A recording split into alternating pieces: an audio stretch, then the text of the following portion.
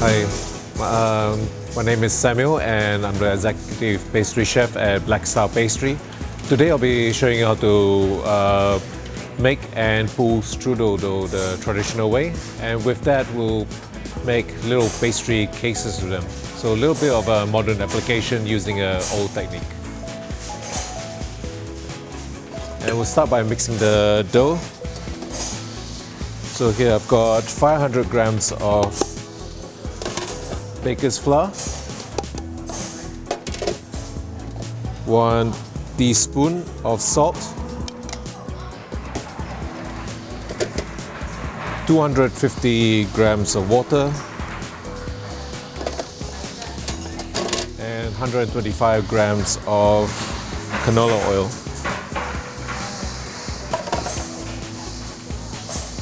So we're going to mix the dough until it's quite elastic. We're starting on a low speed just to get everything combined, and we'll go on the medium until the dough forms. Okay, now we'll just need to rest the dough, and what we're going to do is just wrap it in cling wrap and let it rest for at least 1 hour. So it's going to roll that into a little ball. And what this does is it relaxes the gluten in the flour, which we have just worked, and allows it to stretch. So with this dough, just put it in a room temperature for at least 1 hour. Then we'll come back and we'll stretch this dough. Okay, so we've given this dough an hour to rest, and now you can feel it's quite soft and that's going to stretch quite easily for us. So just unwrap that. Plenty of flour on the...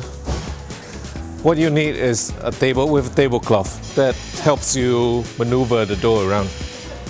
So plenty of flour on the dough itself. And I'm just going to press that into a flatter square. Just help us stretch. We're going to need some flour on my arms too.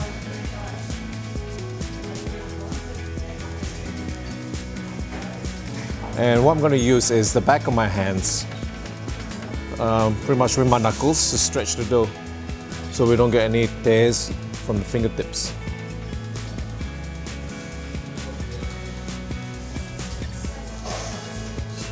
So just rest up my arm and then slowly stretch the dough until it's paper thin and we can read newspaper through it.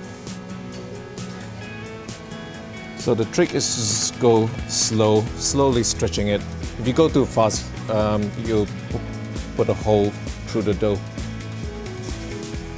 Right, now it's going to continue stretching over the table.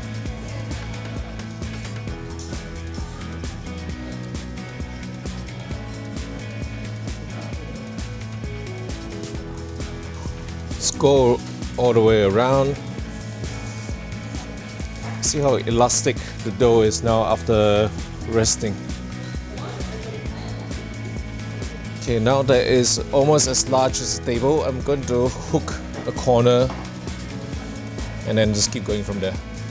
That just keeps the dough in place while you continue to stretch. The center is a little bit thick, you can just stretch it a tiny bit more.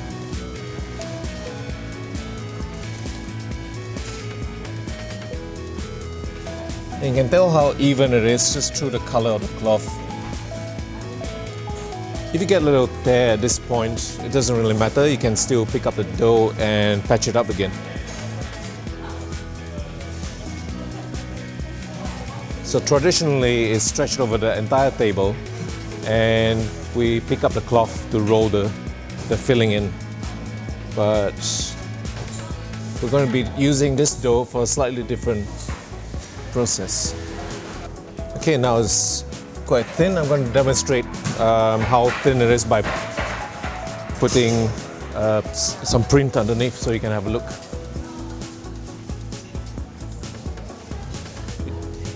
If you can see it right there, this is how thin, and you can almost read through it. And now to make this pastry workable, we just need to dry it a little bit. It's almost the consistency of parchment. So what I've got here is a little heat gun, which you can get at a hardware store. If you don't have one, a hairdryer works too. Just going to work that evenly, hot air over the pastry until it feels dry and papery to touch. Okay, now that I can feel the pastry is just about dry. It takes about a minute with the heat gun, otherwise you may just have to leave it in the room for about 15 minutes. Now that it's dry, we're just going to trim the pastry.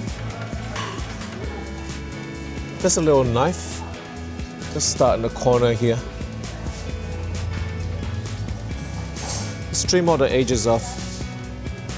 Okay, now what I'm going to do is cut this into strips and then wrap them around a metal ring, and that's going to give shape to our little pastry basket.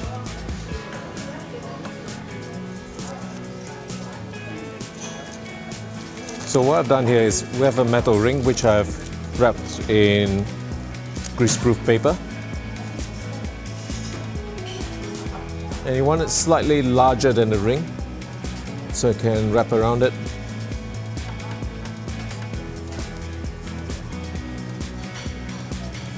I'm going to use 2 squares for the base, just to give it extra strength, and about 1.5 centimeter strip to wrap around the ring itself. Don't have to be too even cutting the strips. What we're looking for is a rustic finish. Okay, so just to help the pastry stick, I'm going to use a little canola spray. Just slightly spray it on the pastry. Then this first layer, followed by second layer. And then shape that around the ring. Now pick up 1 strip. Just hold it against the base, and then gently wrap that around the ring. You don't want to be too tight with this, otherwise you'll have difficulties taking it out. So what you can see is I'm wrapping the pastry just slightly overlapping the previous layer, so everything stays in place. Okay, so once we've prepared the amount you wanted, we're going to put them on a baking tray, and these are ready to bake.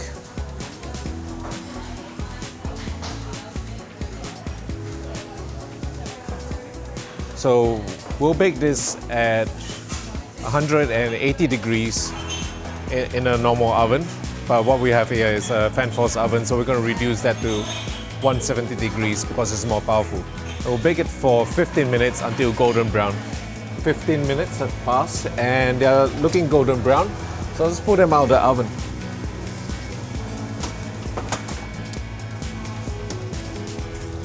As you can see with the color, they're nice and crispy, brown, and we're just going to let them cool a little bit, then we'll unmold them. Okay, so now these pastry have cooled a little bit. So very gently remove the rings from the cases. They are extremely fragile right now. And what I'm going to do is to brush them with chocolate just to seal the cases, and then we can put our fillings in. So once the cases are prepared, you can use pretty much any filling you like. But for today, I'm doing a filling of apple compote, blueberries, and lemon balm. And this just happens to be a little vegan dessert as well. So we'll start with a little apple and cinnamon compote at the bottom.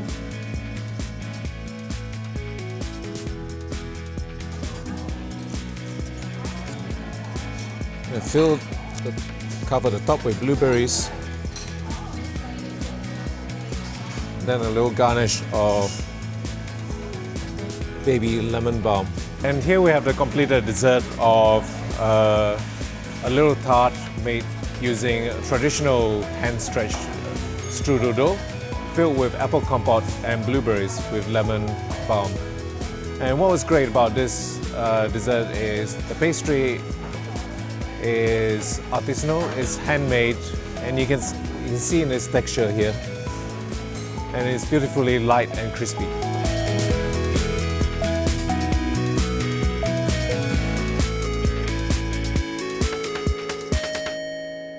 Brought to you by Cookers, the future of cooking oils.